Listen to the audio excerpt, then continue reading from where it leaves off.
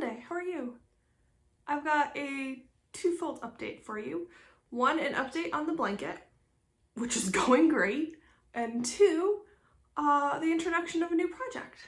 So for the blanket, remember how I said, oh, I'll give myself like the entire month of January to, finish making things and then I'll put it together in February? Yeah, didn't happen. So I finished all the full-size motifs that I thought I needed. That's going to be key in a few minutes. So I did everything I thought I needed, started putting it together. Love it. Turns out great. I had to do a little bit of fiddling with the size of the triangles that goes in between the motifs. Per the pattern, it's a little bit too big, so I was getting some buckling. I will include a picture of that in here for you. So I did them again with a slightly, actually I didn't change much. I got rid of one single stitch and that was sufficient to minimize the buckling but still give enough stretch, enough actual material so that it doesn't pucker strangely between the motifs. So that's going great. So I was gonna do 7 rows of motifs vertically, and I've got 5 of them together.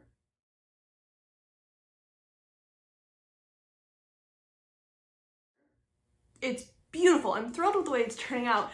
I am noticing though that I think it's going to be too short with only 7 rows of motifs, which of course makes sense because I wasn't really putting a lot of brain power into this, but I I laid them out side to side across my bed because I want it to be for a queen-sized bed. I'm like, okay, 6 motifs across. I don't want it to be square, so we'll say 7 up. That should be good. Didn't occur to me that these motifs don't sit one on top of the other. They're offset, so you lose a little bit of height. Yeah, I think I'm gonna end up doing maybe 2 extra rows vertically, and we'll see where that gets me. We'll see. That does mean I had to order another skein of yellow because I was completely out of it, which I could work with, but not if I need 2 more full rows. So I ordered another skein of yellow. It's no big deal. It's not terribly expensive yarn, but good for a blanket. So I'm really happy with that. And then comes the border. The border's gonna take a while. That's for a future video. But the new project I want to tell you about is a winter coat that I'm super excited about because I hate modern winter coats. Hate's a strong word. I have a very difficult time finding a coat that is either heavy enough for a New England winter and fits my body, or I can find a coat that fits my body and like my style, but is only good down to like 50 degrees, which won't carry me through a New England winter. Especially right now, it's cold. But part of my issue is that I wear a lot of dresses and skirts and things with floofier skirts. So if you have a very straight cut coat, which is a lot of modern winter coats, they're very straight, or they end super short. They're very straight though, so they don't really accommodate skirts very well. And I've got this thing where I don't like my coats to be shorter than my dress. I just don't care for it. So I finally said, I've got the skills, I've got the know-how, I know where the good wool is to be found. I'll make one. And I've had my eye on these patterns that are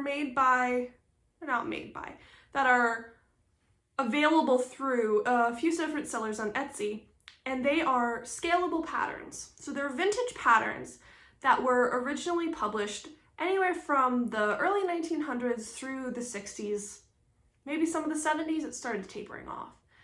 And they were designed for not professional necessarily, but home sewists and, hobby-ish sewists who knew what they were doing, wanted new patterns, and would scale them themselves. So let me show you what I mean.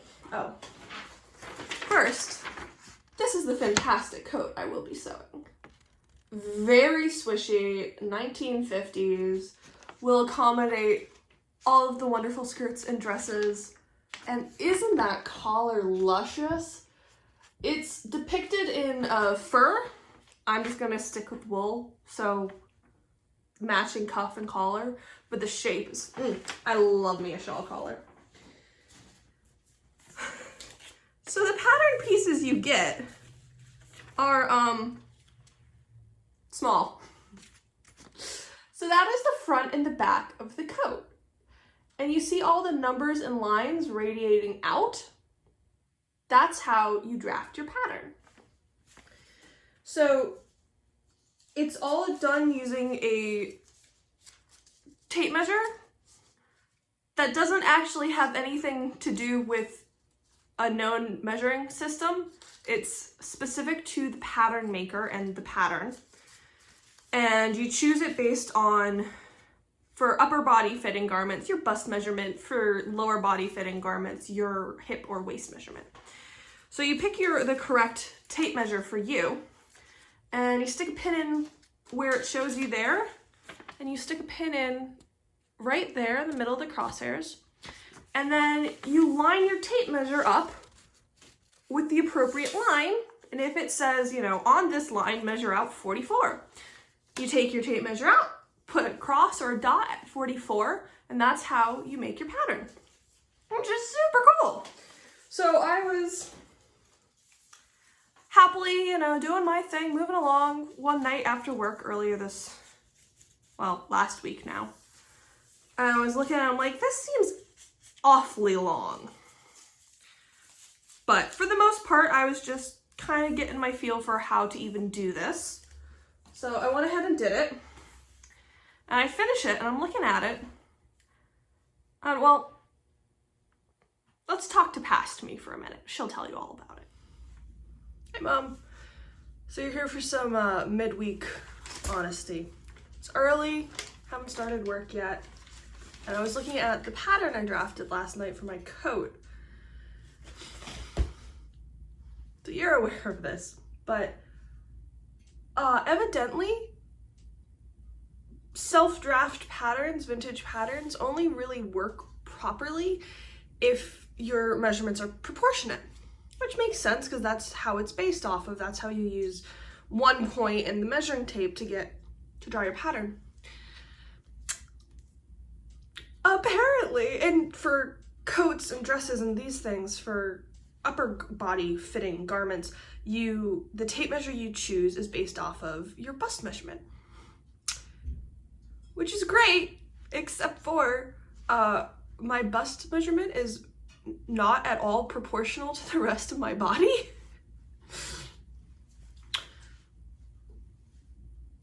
Apparently, like, not at all. This pattern has made it very clear. So, this is the coat front that I drafted last night on my ever favorite wrapping paper. Let me find this arm side. That's the arm side.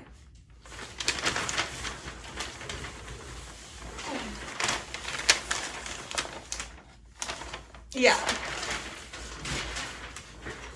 It goes down to my waist. So, we will be free drafting to try to accommodate and fit. It should be a pretty forgiving pattern, so I'm hopeful. But anyway, yeah, gonna have to redo that. Bye. Welcome back. So yeah, doesn't quite fit properly, but I know a way to fix it. And the beautiful thing is, because it's such a flexible pattern and because it's systematic, I can fix it. It's simple enough. My theory, or at least my current plan, I'm gonna see how it goes, is to keep the width measurements accurate. So if it says 44, I do 44. But update the length measurements for everything, which is going to take some fiddling. But I can measure a garment that I know, okay, here's, let's say the height of my arm side, because that's kind of the most important measurement, because a poorly fitting sleeve is hellish. So I'll take a coat I know that fits similarly to this. Ideally, this coat will fit. I will measure that arm side and see what number gets me about that actual measurement. Because again, remember, these tape measures aren't actually, 44 centimeters or 44 inches. It is a completely random distance that's specific to this pattern, which gets confusing. But I will actually measure it with a real tape measure and then see where on the pattern tape measure that lands me. I'll do some fiddling with it. It's, it's not too high pressure. It's just a coat. But I thought it would also be a good time to say I re-upped my stash of pattern paper.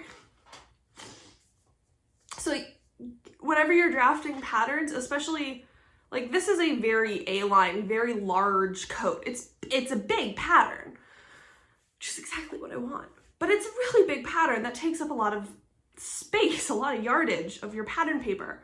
And actual purpose-made pattern paper is wicked expensive.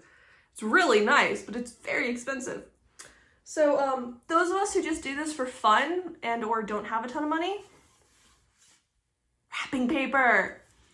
Especially right now, 'tis the season of all the wrapping papers on sale. And right after Christmas, it's on sale a little bit. But if you wait till like a week into January, these were 50 cents a roll. So I got several. Whatever I have, it stores small and it stores well. So it's good to keep. But yeah, I stocked up on my pattern paper. I have a plan. Hopefully, next video I will have a more successful coat pattern to tell you about. Maybe even, let's just say I'll have a pattern. Let's not be too optimistic. I'll aim to have a pattern to show you. So, we'll see.